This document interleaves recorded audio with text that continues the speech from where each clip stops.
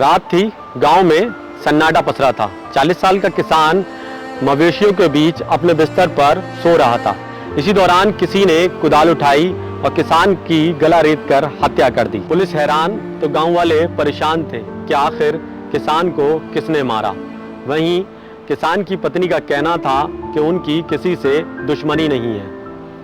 नमस्कार, मेरा नाम है मुनीब जैदी और आप देख रहे हैं रियल फाइल्स। रियल फाइल की आज की खास पेशकश में आज की कहानी है बिहार जिले के मधुबनी गांव कैरियत की। बिहार का मधुबनी जिला और कैरियत गांव, जहां पर धनेश्वर उम्र 40 साल एक सादा सा किसान है। दिन रात मेहनत करता है, अपना जीवन यापन कर रहा है। रात में थक हार कर सोता है। मंगलवार की रात मेहनत करने के बाद धनेश्वर अपने मवेशियों के कमरे में जाकर बीच बिस्तर पर सो गया।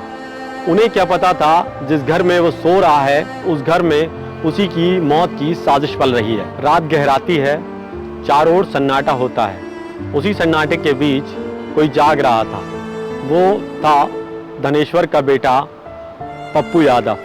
19 साल का पप्पू यादव घर में जाग रहा था। दिमाग में गुस्सा, आंखों में जलन व हाथों में कुदाल लिए वो इंतजार कर रहा था कि उसका पिता धनेश्वर कब सोए। जैसे ही उसका पिता सोता है, इसी दौरान पप्पू यादव अपने कमरे से निकलता है और हाथ में कुदाल लेकर धीरे धीरे धनेश्वर के पास पहुंचता है। धनेश्वर के पास पहुंचने पर पप्पू यादव कुदाल से बाप का गला रेत देता है। बेटा बाप की सांसें छीन लेता है। सुबह जब धनेश्वर की पत्नी उसको जगाने उसके कमरे में पहुंचती है तो क्या देखती है, धनेश्वर खून से लथपथ जमीन पर पड़ा है। उसकी चीख निकल जाती है। आसपास के लोग जमा हो जाते हैं। ये बात गांव में आग की तरह फैल जाती है कि धनेश्वर को किसी ने मार डाला। वहीं लोग सकते में आ गए थे कि धनेश्वर को आखिर किसने मार डाला। गांव वालों की सूचना के बाद पुलिस मौके पर पहुंचती है। शव को पोस्टमार्टम के लिए भेजा जाता है। तफ्तीश शुरू होती है। सारी कड़ियों से कड़ी मिलाकर पुलिस जांच करती है। जांच में पाया जाता है, उसमें सबसे पहला बयान उस मृतक की पत्नी लाड़ो देवी का आता है। वो कहती है कि उनकी किसी से दुश्मनी नहीं थी। वहीं पुलिस अपनी जांच शुरू करती है। वहीं तफ्तीश में बार बार पुलिस यही सवाल लोगों से और जानकारों से पता करने में जुटी थी कि आखिर धनेश्वर को किसने मार दिया। पुलिस की तफ्तीश शुरू होती है। टेक्निकल टीम लगाई जाती है। गांव में छोटे छोटे सुराग ढूंढे जाते हैं। उसके बाद गांव वालों से जानकारियां जुटाई जाती हैं। वहीं पुलिस की अब शक की सुई जो घूमती है वो धनेश्वर के घर के भीतर घूमती है। धनेश्वर के घर के भीतर के अंदर उसके बड़े बेटे पर पुलिस का शक गहराया जाता है, जो 2 दिन से घर से लापता था। पुलिस धनेश्वर के बड़े बेटे पप्पू यादव की तलाश शुरू करती है। आखिरकार पप्पू यादव को 2 दिन बाद पुलिस तलाश लेती है, जिसके बाद पुलिस उसको अपनी गिरफ्त में लेती है, उससे पूछताछ करती है।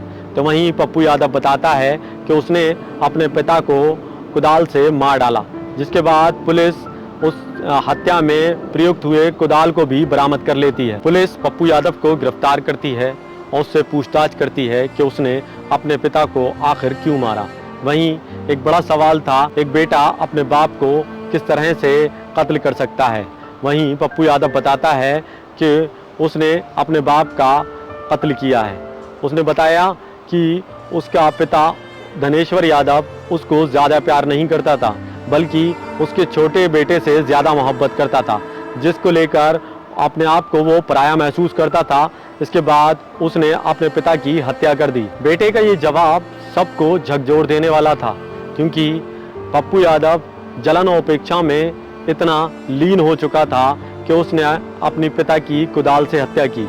वहीं आखिर सब लोग ये पूछ रहे थे, क्या बेटा इतना स्वार्थी हो सकता है कि प्यार न करने पर वो अपने बाप का कत्ल भी कर सकता है। उधर डीएसपी अमित कुमार का कहना है कि धनेश्वर की हत्या उसके बड़े बेटे पप्पू यादव ने की है, जिसमें पुलिस ने खुद खुलासा किया।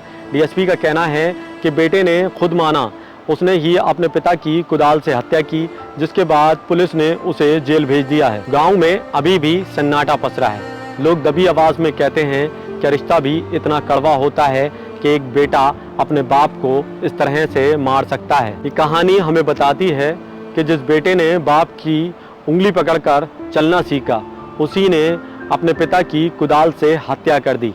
कभी कभी उपेक्षा और जलन और नाराजगी इंसान को इंसान से हैवान बना देती है। यही है मधुबनी का वो केस जो रिश्तों की सच्चाई का खौफनाक मंजर उजागर करता है।